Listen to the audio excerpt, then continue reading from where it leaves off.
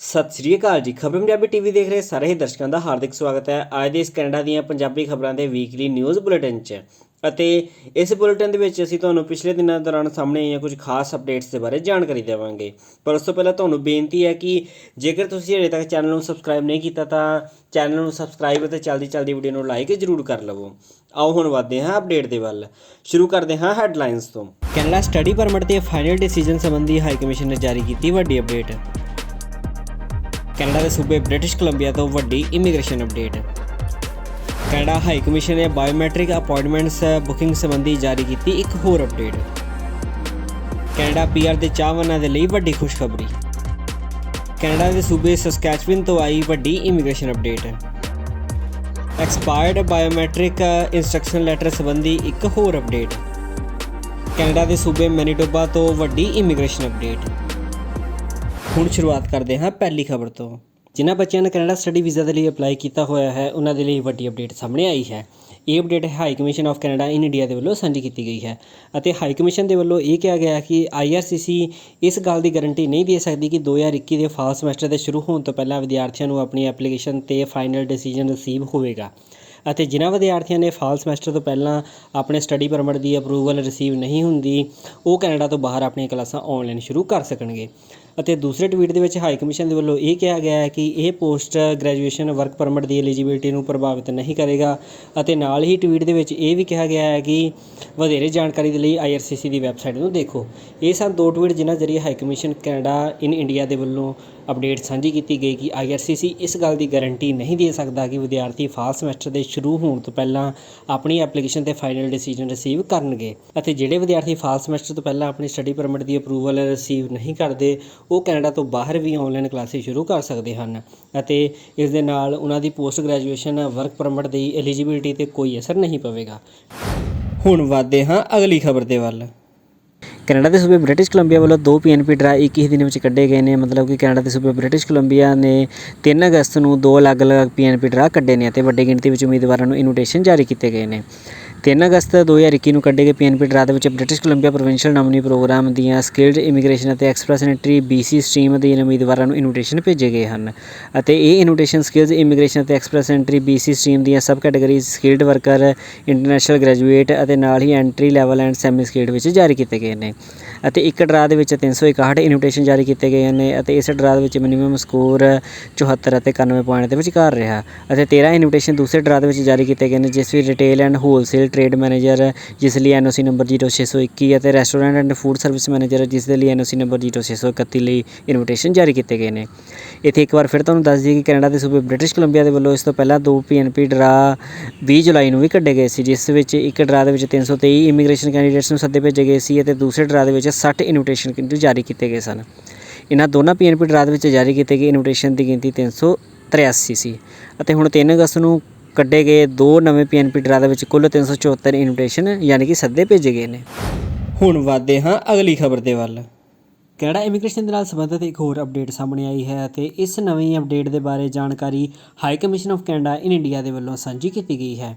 ਪਰ ਉਸ ਤੋਂ ਪਹਿਲਾਂ ਤੁਹਾਨੂੰ ਇਹ ਦੱਸ ਦਈਏ ਕਿ ਕੈਨੇਡਾ ਦੇ ਭਾਰਤ ਵਿੱਚ ਸਥਿਤ ਵੀਜ਼ਾ ਐਪਲੀਕੇਸ਼ਨ ਸੈਂਟਰਸ ਦੇ ਵਿੱਚ ਵਿਦਿਆਰਥੀਆਂ ਦੇ ਲਈ ਬਾਇਓਮੈਟ੍ਰਿਕ ਅਪਾਇੰਟਮੈਂਟ ਪ੍ਰੋਸੈਸਿੰਗ ਦੇ ਲਈ ਪਿਛਲੇ ਦਿਨ ਹੀ ਨਵੇਂ ਐਲਾਨ ਕੀਤੇ ਗਏ ਸਨ ਜਿਸ ਦੇ ਮੁਤਾਬਕ 30 ਜੁਲਾਈ ਤੋਂ ਸਟੂਡੈਂਟਸ ਦੇ ਲਈ ਡੈਡੀਕੇਟਡ ਬਾਇਓਮੈਟ੍ਰਿਕ ਅਪਾਇੰਟਮੈਂਟ ਕਿਊ ਉਪਲਬਧ ਕਰਾਈਆਂ ਗਈਆਂ ਹਨ ਅਤੇ ਵਿਦਿਆਰਥੀ ਇਸ ਡੈਡੀਕੇਟਡ ਕਿਊ ਦੀ ਵਰਤੋਂ ਕਰਕੇ ਐਪਲੀਕੇਸ਼ਨ ਮੈਨੇਜਮੈਂਟ ਸਿਸਟਮ 'ਤੇ ਅਪਾਇੰਟਮੈਂਟ ਦੇ ਲਈ ਬੁਕਿੰਗ ਕਰ ਸਕਦੇ ਹਨ ਅਤੇ ਹੁਣ ਜੋ ਨਵੀਂ ਅਪਡੇਟ ਹਾਈ ਕਮਿਸ਼ਨ ਦੇ ਵੱਲੋਂ ਸਾਂਝੀ ਕੀਤੀ ਗਈ ਹੈ ਉਹ ਵੀ ਬਾਇਓਮੈਟ੍ਰਿਕ ਅਪਾਇੰਟਮੈਂਟਸ ਦੇ ਨਾਲ ਸੰਬੰਧਿਤ ਹੈ ਅਤੇ ਹਾਈ ਕਮਿਸ਼ਨ ਦੇ ਵੱਲੋਂ ਟਵੀਟ ਦੇ ਵਿੱਚ ਇਹ ਕਿਹਾ ਗਿਆ ਕਿ ਧੋਖਾਧੜੀ ਤੋਂ ਸਾਵਧਾਨ ਰਹੋ।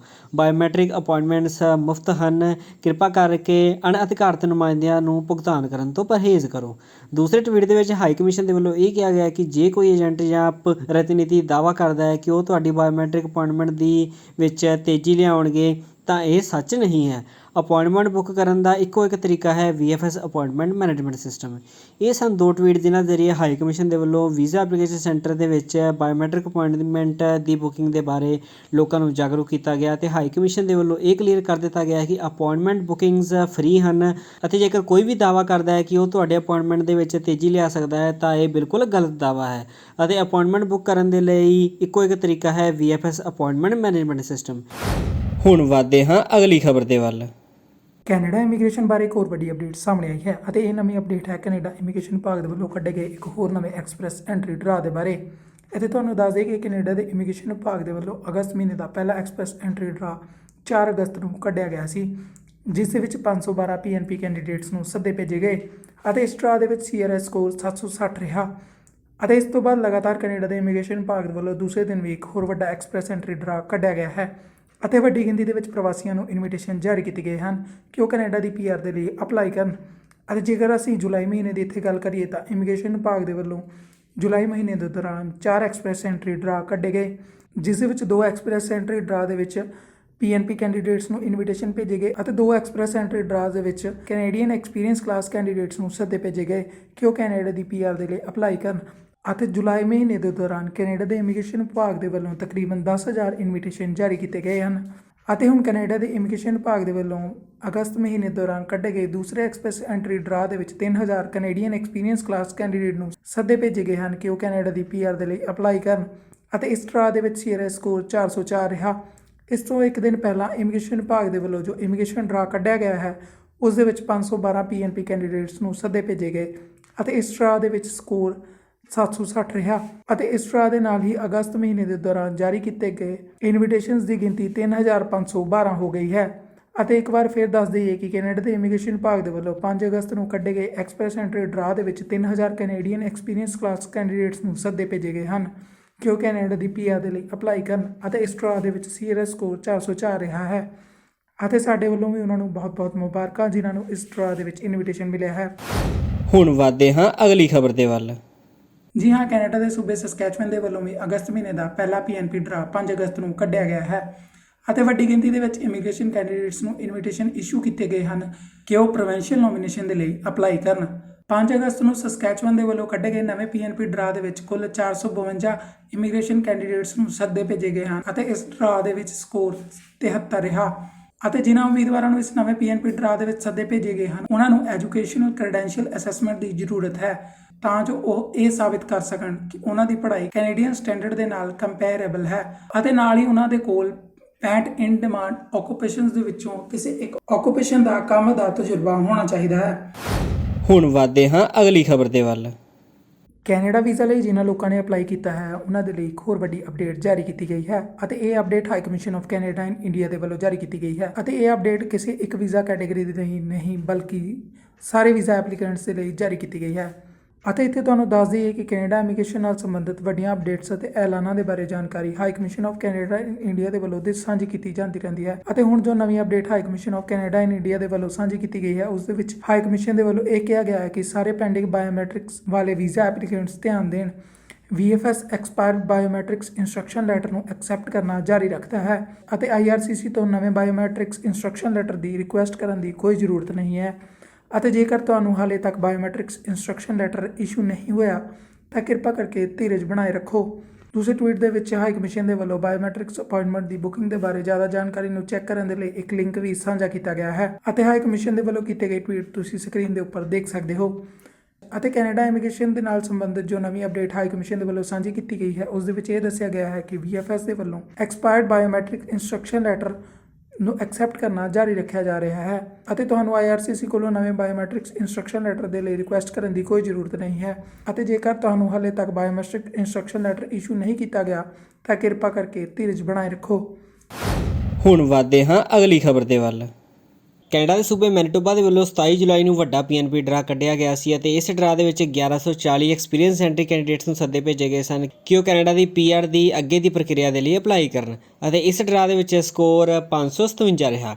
ਅਤੇ ਇਸ ਵੱਡੇ ਡਰਾ ਤੋਂ 2 ਦਿਨ ਬਾਅਦ ਮੈਨੀਟੋਬਾ ਦੇ ਵੱਲੋਂ ਇੱਕ ਹੋਰ ਵੱਡਾ PNP ਡਰਾ ਕੱਢਿਆ ਗਿਆ ਹੈ। ਇਸ ਨਵੇਂ ਡਰਾ ਦੇ ਬਾਰੇ ਮੈਨੀਟੋਬਾ ਦੇ ਵੱਲੋਂ ਡਿਟੇਲਸ ਜਾਰੀ ਕੀਤੀਆਂ ਗਈਆਂ ਹਨ। ਕੈਨੇਡਾ ਦੇ ਸੂਬੇ ਮੈਨੀਟੋਬਾ ਦੇ ਵੱਲੋਂ 27 ਜੁਲਾਈ ਨੂੰ ਕੱਢੇ ਗਏ ਵੱਡੇ PNP ਡਰਾ ਤੋਂ ਬਾਅਦ 29 ਜੁਲਾਈ ਨੂੰ ਜੋ PNP ਡਰਾ ਕੱਢਿਆ ਗਿਆ ਹੈ ਉਸ ਦੇ ਵਿੱਚ 375 ਇਮੀਗ੍ਰੇਸ਼ਨ ਕੈਂਡੀਡੇਟਸ ਨੂੰ ਸੱਦੇ ਭੇਜੇ ਗਏ ਹਨ ਅਤੇ ਜਾਰੀ ਕੀਤੀ ਗਈ ਇਨਵੀਟੇਸ਼ਨਸ ਨੂੰ letter of advice to apply ਵੀ ਕਿਹਾ ਜਾਂਦਾ ਹੈ।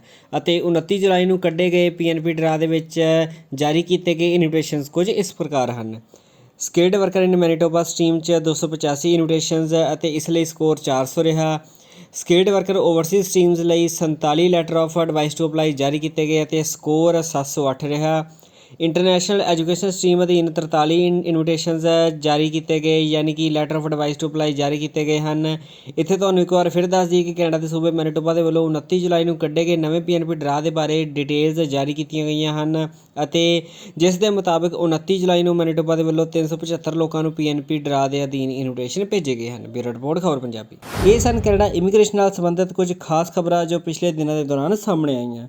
ਬਿਊਰੋ ਰਿਪੋਰਟ ਖਬਰ ਪੰਜਾਬੀ।